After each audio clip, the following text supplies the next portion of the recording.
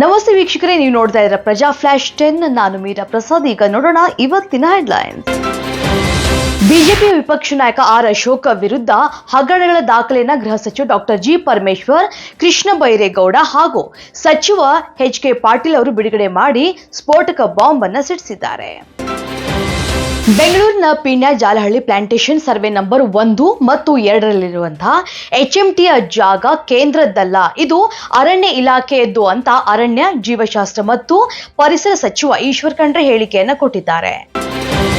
ಮುಖ್ಯಮಂತ್ರಿ ಸಿದ್ದರಾಮಯ್ಯ ಅವರ ಪತ್ನಿ BM ಪಾರ್ವತಿ ಅವರಿಂದ 14 ನಿವೇಶನ ವಾಪಸ್ ಪಡೆಯುವ ಮೂಢ ನಿರ್ಧಾರವನ್ನ ಪ್ರಶ್ನಿಸಿರುವಂತಹ ಕೇಂದ್ರ ಸಚಿವ HD ಕುಮಾರಸ್ವಾಮಿ ಅವರು ಇದು ಸಾಕ್ಷ್ಯನಾಶ ಮಾಡಿ ಹಗರಣವನ್ನು ಮುಚ್ಚಿ ಹಾಕೋದಕ್ಕೆ ಮಾಡಿರುವ ತಂತ್ರ ಅಂತ ಗುಡುಕಿದ್ದಾರೆ.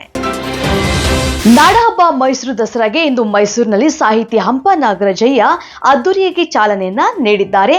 ನಾಡಿನೆಲ್ಲೆಡೆ ದಸರಾ ಹಬ್ಬದ ಸಂಭ್ರಮ ಸಡಗರ ಆರಂಭವಾಗಿದೆ. ಶೀಘ್ರವೇ 46,000 ರೈಲ್ವೆ ಹುದ್ದೆಗಳನ್ನು ಭರ್ತಿಗೆ ಅಧಿಸೂಚನೆಯನ್ನ ನೀಡಲಾಗಿದೆ. ಕನ್ನಡದಲ್ಲೇ ಪರೀಕ್ಷೆ ಅಂತ ಕೇಂದ್ರ ಸಚಿವ ವಿ ಸೋಮಣ್ಣ ಹೇಳಿಕೆಯನ್ನು ಕೊಟ್ಟಿದ್ದಾರೆ. ಇದು ನಾಚಿಕೆ ಇಲ್ಲದ ರಾಜಕಾರಣ, ತೆಲಂಗಾಣ ಸಚಿವೆ ಹೇಳಿಕೆಗೆ ನಟ ಪ್ರಕಾಶ್ ರಾಜ್ ತೀಕ್ಷ್ಣ ಪ್ರತಿಕ್ರಿಯೆ ನೀಡಿದ್ದಾರೆ. ಗುಜರಾತ್ನಲ್ಲಿ ದಾಖಲೆಯ ಗೆಲುವಿನಿಂದ ಅಧಿಕಾರಕ್ಕೆ ಬಂದ ನಂತರ ಪ್ರಧಾನಿ ನರೇಂದ್ರ ಮೋದಿ ಅವರು ಇಡೀ ದೇಶದ ಸಂಪತ್ತನ್ನ ತಮ್ಮ ತವರು ರಾಜ್ಯಕ್ಕೆ ತೆಗೆದುಕೊಂಡು ಹೋಗ್ತಾ ಇದ್ದಾರೆ ಅಂತ ರಾಜಕೀಯ ತಜ್ಞ ಪ್ರಶಾಂತ್ ಕಿಶೋರ್ ಆರೋಪವನ್ನ ಮಾಡಿದ್ದಾರೆ. ಹಿಜ್ಬುಲ್ಲಾ ಬಂಡುಕೋರರನ್ನ ಗುರಿಯಾಗಿಸಿ ಲೆಬನಾನ್ ಮೇಲೆ ಕಾರ್ಯಾಚರಣೆ ನಡೆಸ್ತಾ ಇರುವಂತಹ ಇಸ್ರೇಲ್ ತನ್ನ 8 ಯೋಧರ ಮೃತಪಟ್ಟಿರುವುದಾಗಿ ಹೇಳಿದೆ. ಈ ಮಧ್ಯಪ್ರಾಚ್ಯ ಸಂಘರ್ಷದ ಭೀತಿಯನ್ನ ಮತ್ತಷ್ಟು ಹೆಚ್ಚಿಸಿದೆ. ಭಾರತದ ಪುರುಷರ ತಂಡ T20 ವಿಶ್ವಕಪ್ ಗೆದ್ದು ಸಂಭ್ರಮವನ್ನ ಹಸಿರಾಗಿರುವಾಗಲೇ ಮಹಿಳೆಯರ T20 ವಿಶ್ವಕಪ್ ಪಂದ್ಯಾವಳಿಗೆ ಕ್ಷಣಗಣನೆ ಆರಂಭ ಆಗಿದೆ.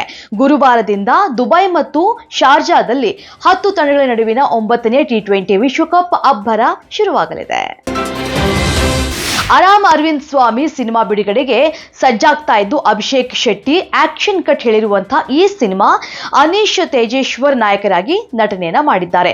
ನವೆಂಬರ್ 22ರಂದು ಸಿನಿಮಾ ತೆರೆಗೆ ಬರಲಿದೆ ಅಂತ ಚಿತ್ರತಂಡ ಹೇಳಿಕೆಯನ್ನ ಕೊಟ್ಟಿದೆ. ಇದಿಷ್ಟು ಇವತ್ತಿನ ಫ್ಲಾಶ್ 10 ನ್ಯೂಸ್. ಇನ್ನಷ್ಟು ಅಪ್ಡೇಟ್ಸ್ಗಾಗಿ ನೋಡ್ತಾ ಇರಿ ಪ್ರಜಾಧ್ವನಿ ಟಿವಿ.